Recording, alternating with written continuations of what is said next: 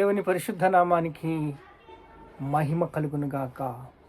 యేసయ్య పరిశుద్ధుడు, పరిశుద్ధుడు, పరిశుద్ధుడు. మనల్ని కూడా పరిశుద్ధులుగా చేయాలని దేవుడు ఆశపడుతున్నాడు. ఆశగల ప్రాణాన్ని తృప్తిపరుస్తున్నాడు. మనల్ని ప్రేమిస్తున్నాడు. మనము విజయంలో ముందుకు వెళ్ళాలని ఆశపడుతున్నాడు. విజయము మనకి కావాలి అంటే మనకి కొన్ని పట్టుదలలు ఉండాలి, ప్రాకారాలు ఉండాలి, గోల్ ఉండాలి, పవిత్రత ఉండాలి. పట్టుదల, పవిత్రత, గోల్ మిమ్మల్ని ఏం చేస్తుందంటే ప్రేమిస్తుంది. యేసయ్య మిమ్మల్ని ప్రేమిస్తున్నాడు కాబట్టి ముందుకు నడిపిస్తున్నాడు. విజయాన్ని మీరు స్వాధీనం చేసుకోవాలి అంటే కొన్ని వచనాలు మీకు చూపిస్తాను. రాజ్యము, శక్తియు, బలము, రక్షణ ఇప్పుడు క్రీస్తు ఆయను. ప్రకటన గ్రంథం 1వ అధ్యాయం, 2వ అధ్యాయం, 3వ అధ్యాయం చదువుతున్నప్పుడు అల్లా జయించు జయించు. మత్తయి సువార్త 25వ అధ్యాయం చదివినప్పుడల్లా 5 మంది కన్యకులు బుద్ధి గలవారు జయించారు. జయించిన వాళ్ళు యేసయ్యతో వెళ్ళారు. జయించలేని వాళ్ళు ఎంతోసేపు తలుపులు బాదేరు కానీ వాళ్ళకి దొరకలేదు. జయించడానికి ఉన్న ముఖ్య లక్షణాలు ఏమిటి? లూకా సువార్త 10వ అధ్యాయం 20వ వచనం చూస్తే, దెయ్యములు కూడా మాకు లోబడుచున్నవి. ఏంటి? దెయ్యములు కూడా మాకు లోబడుచున్నవి. అయితే దెయ్యాలు కూడా మీకు లోబడుతున్నాయి కదా శిష్యులు. మీరు జీవగ్రంథంలో మీ పేరు ఉన్నదేమో చూసుకోండి. అంటే జీవగ్రంథంలో నీ పేరు లేనంతగా మొత్తు నీకు పుట్టిస్తాడు. అపవాది తంత్రాలు వేరు, వాడి యొక్క ఆట వేరు, ఆడు స్టడీ వేరు. నీ జోలికే రాడు. బొజ్జునంతసేపు నువ్వు కొంచెం హుషారుగా ఉన్నావు అనుకో, అలర్ట్గా ఉన్నావు అనుకో,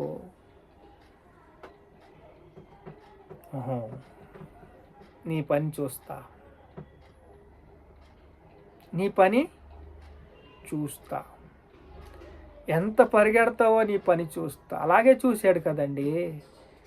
యేసయ్యని సిలువ మోయించాడు.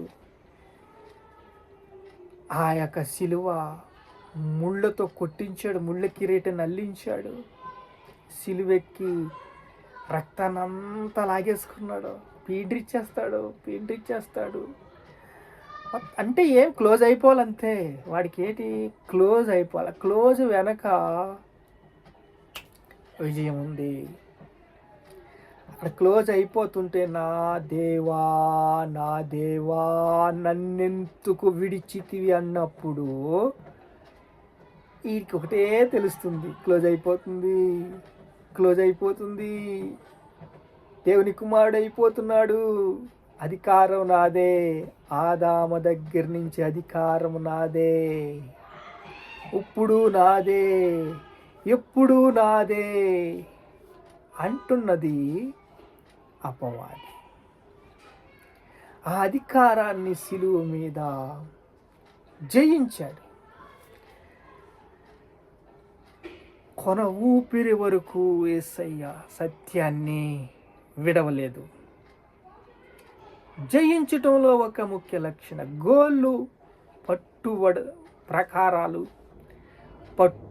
విడుదల ఇవన్నీ కూడా మనకి కావాలంటే మనకేం కావాలంటే శాంతము కావాలి, ఓర్పు కావాలి.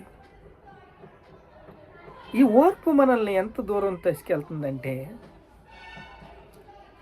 మనల్ని ప్రేమిస్తున్న యేసయ్య మనలో ఉంటాడు, కానీ అడావుడి చేయడు, అద్భుతాలు చేయడు, ఆశ్చర్య కార్యాలు చెయ్యడు. కానీ నీ ఓర్పు ఒకరోజు విజయాన్ని సాధిస్తుంది. ఈ ఓర్పు ఉంది చూసావా, శాంతినిస్తుంది. ఈ ఓర్పు ఉంది చూసావా, సమాధానాన్ని ఇస్తుంది. ఈ ఓర్పు ఉంది చూసావా, నిన్ను నిలబెడుతుంది, టెంపర్గా నిలబెడుతుంది. పోనీలే, ఏమైపోయింది. ఇలాగే అబ్రహాము ఓర్పుతో విశ్వాసులకు తండ్రి అయ్యాడు. ఇదే అబ్రహాము బలిపీఠం కట్టి ప్రార్థన చేశాడు. ఇదే అబ్రహాము తన కుమారుణ్ణి కూడా ఇచ్చాడు. ఇదే అబ్రహాము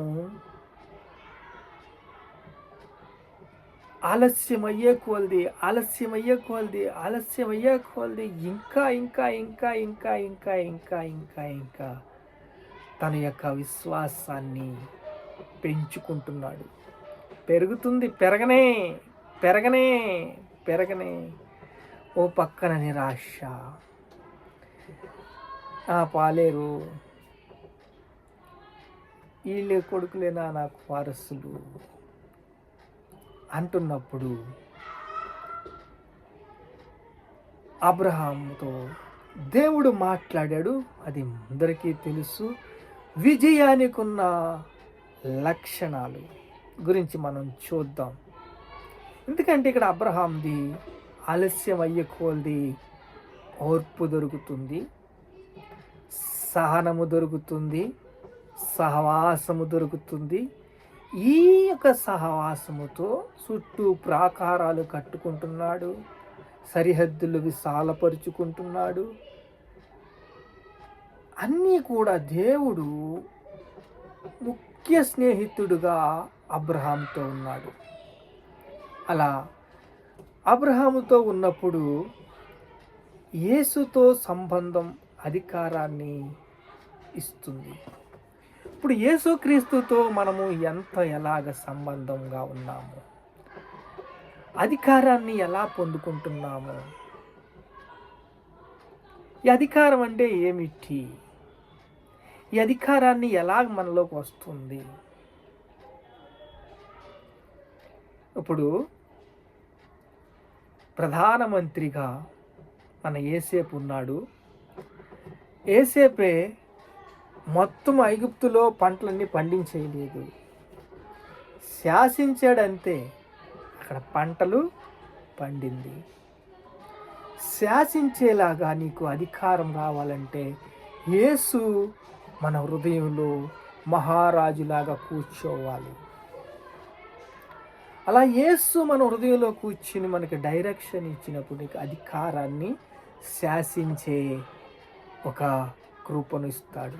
అప్పుడు జయించేలాగా మీరు అవుతారు. జయించాలంటే ఏం కావాలి?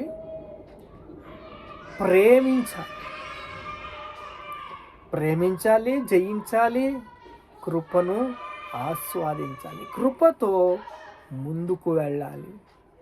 ప్రకటన 1వ అధ్యాయం 2వ అధ్యాయం 3వ అధ్యాయంలోనే జయించటం ఉంటుంది.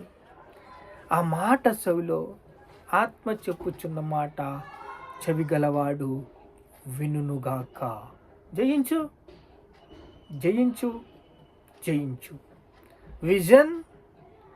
విజన్ ఉన్న వాళ్ళకి